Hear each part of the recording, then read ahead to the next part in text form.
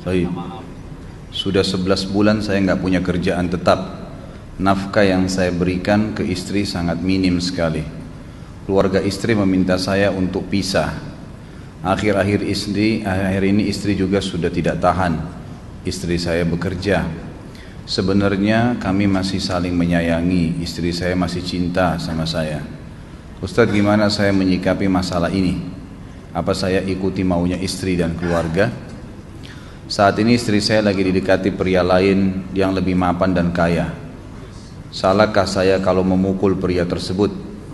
Karena pria itu telah mengambil kesempatan dalam kesempitan rumah tangga kami. Ustadz minta amalan atau wirid untuk melapangkan rezeki. Ini ada hubungannya sama tema nggak ini? Hah? Jawab atau enggak? Kasihan. Ya udahlah, karena malam terakhir ya.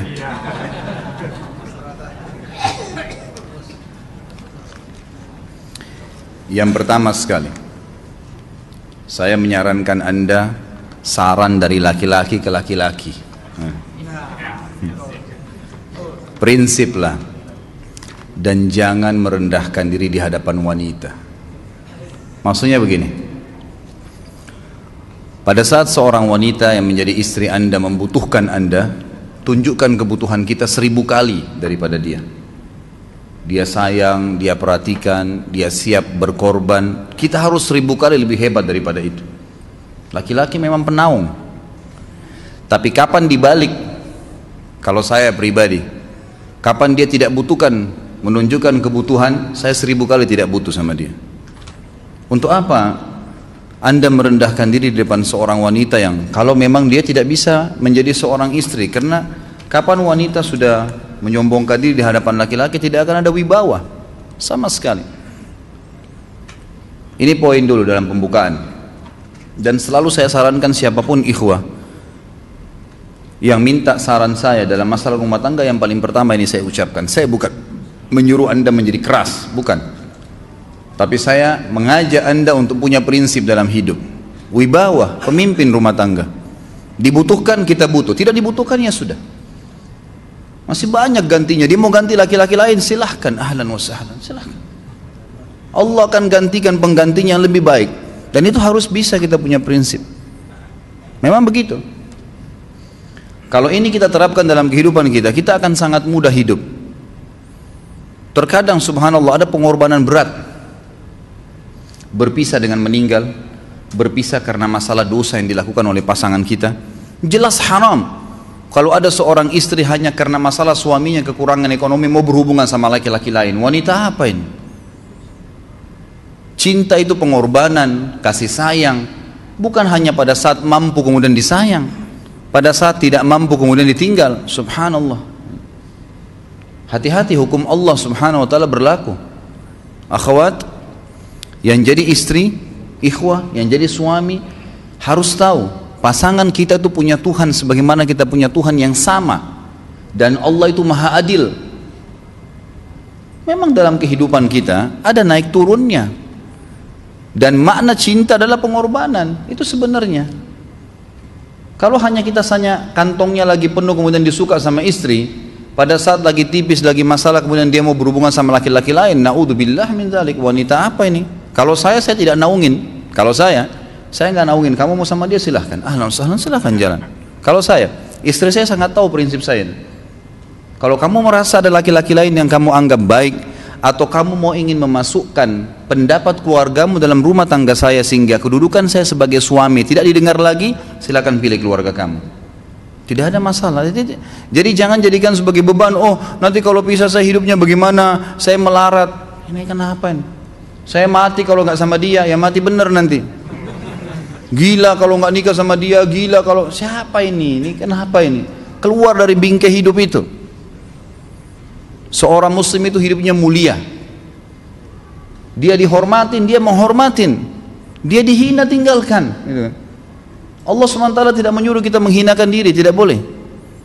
Kalau wanita ini misalnya, istri ini yang dikatakan tadi masih mencintai suaminya, dia hanya sekedar minta kerja, ya, garis bawahi kalimat ini ya, Dia hanya sekedar minta kerja untuk membantu nafkah rumah tangga, ahlan wa sahlan, jempol, nggak masalah, bagus itu. Sampai suaminya mapan, itu baik. Tapi dalam kondisi masih status istri punya hubungan sama laki-laki lain, naudzubillah min dzalik. Mana ghirah, mana kecemburuan positif yang telah Allah pelihara dalam diri kita, nggak boleh. Pada saat seorang sahabat pulang ke rumahnya mendapatkan istrinya selingkuh dengan laki-laki lain, tidak disebutkan apakah berhubungan biologis atau tidak, tapi yang jelas sahabat ini sampai kaget, masuk ke rumahnya temukan ada laki-laki lain. Dia bingung mau lakukan apa. Dia pergi ke Nabi SAW lalu berkata, ya Rasulullah, saya pulang rumah istri saya lagi sama laki-laki lain. Maksudnya dia pandu saya harus buat apa nih? Apa yang terjadi?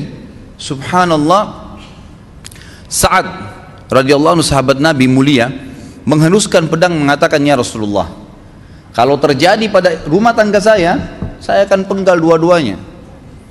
Dua-duanya saya penggal nih.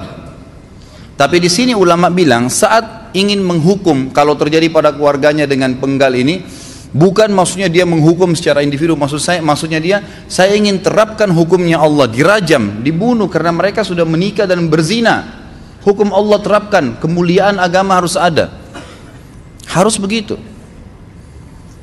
Seorang istri yang mau tinggal di bawah naungan kita sementara kita sudah berkorban di bawah terik matahari, sudah bekerja, sudah memilih dia dari sekian banyak wanita, kemudian dia mau berkorban, hormatin dia, junjung dia, lindungin dia, rangkul dia, gitu kan? Bela dia, memang harus begitu.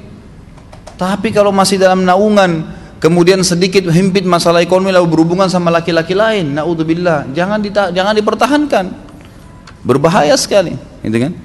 Jangan Anda menjadi laki-laki lemah gitu. Saya kemarin ditelepon oleh dua orang sekaligus, subhanallah. Sahabat dekat telepon kepada saya, laki-laki. Ustadz maaf mau ngomong sebentar. Baik silahkan.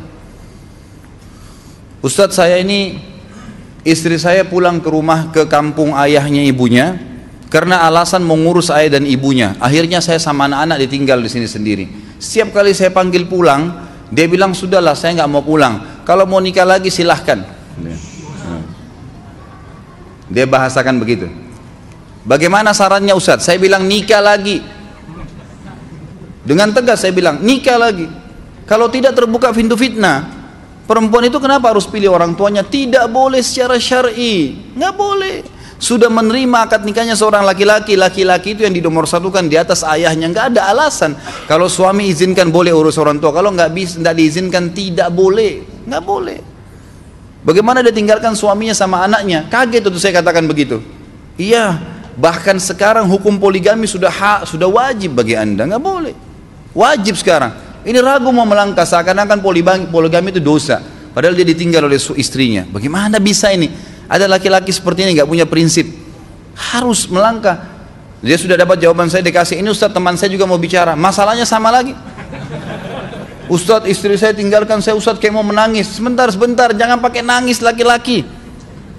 Apa ini cengeng? Ditinggal wanita nangis, subhanallah. Orang nangis itu ditinggal meninggal Rasulullah SAW, ketinggalan sholat subuh berjamaah, itu nangis. Nggak jadi jihad, nah itu nangis. Ditinggal perempuan nangis, la ilaha illallah.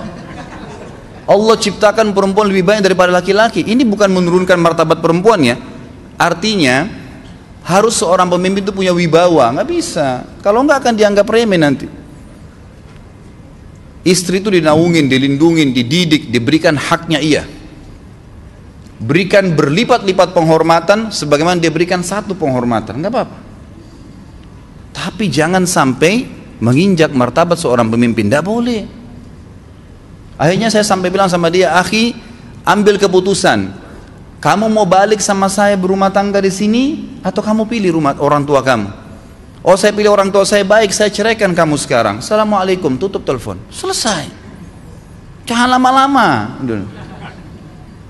Cengeng sekali, udah sujud sama Allah, saya masih berat cintanya Allah. Ia minta kepada Allah subhanahu wa ta'ala, minta gampang dihilangkan dari hati.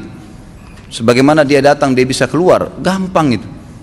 Subhanallah ya, jangan terlalu mencintai dunia berlebihan. Kalau saran saya, kalau istri anda ini tanya baik-baik, kalau kamu bekerja hanya karena mau bantu nafkah rumah tangga sekarang, ahlan wa sahlan, silahkan. Selama pekerjaan halal, antar dia ke tempat kerjanya. Muliakan dia, jaga, jemput pada saat pulang. Anda pembelahnya, begitu. Tapi kalau berhubungan sama laki-laki, ada subhanallah suami, depannya dia, istrinya telepon laki-laki lain dan dia menerima itu. Mana ini? Dalam agama haram, wallah haram itu hukumnya. Nggak boleh. Itu namanya dayuth dalam agama. Nabi SAW mengatakan Allah melaknat dayuth. Kata sahabat, siapa itu dayuth ya Rasulullah? Laki-laki yang tidak punya cemburu terhadap pelanggaran agama yang terjadi pada istrinya. Gimana caranya? Nggak boleh dalam agama Islam, gitu kan? Makanya biasakan hati kita terisi dengan cinta kepada Allah SWT dan bukan cinta kepada manusia. Mencintai istri karena Allah yang perintahkan, mencintai suami karena Allah yang perintahkan. Jadi semua karena Allah. Tidak ada kata-kata hilang, tidak ada rugi kalau kita meninggalkannya. Jadi ini hal mendasar yang saya tahu, Allahu alam. Jadi sampaikan seperti itu. Kalau wirid apa? Saran saya adalah memperbanyak istighfar kepada Allah SWT. Gunakan momen musibah itu sebagai kesempatan untuk mendekatkan diri dengan Allah Subhanahu